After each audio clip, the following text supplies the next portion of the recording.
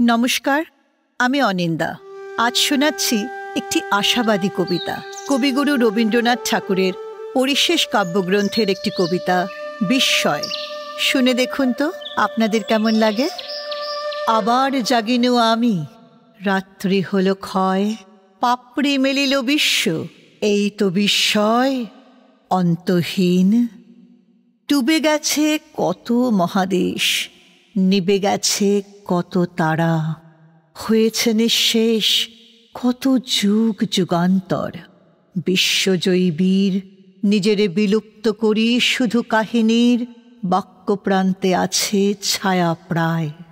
কত জাতি কীর্তিস্তম্ভ রক্তপঙ্কে তুলেছিল গাঁথি, মিটাতে ধুলির মহাক্ষুধা। সে বিরাট ধ্বংসধারা মাঝে আজি আমার ললাট পেল অরুণের টিকা আরও একদিন। নিদ্রা শেষে এই তো বিস্ময় অন্তহীন। আজ আমি নিখিলের জ্যোতিষ্ক সভাতে রয়েছি দাঁড়ায়ে, আছি হিমাদ্রির সাথে, আছি সপ্তর্ষির সাথে, আছি যেথা সমুদ্রের তরঙ্গে ভঙ্গিয়া উঠে উন্মত্ত রুদ্রের অট্টহাস্যের নাট্যলীলা।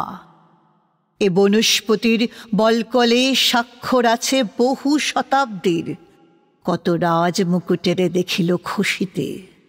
তারই ছায়াতলে আমি পেয়েছি বসিতে আরও একদিন।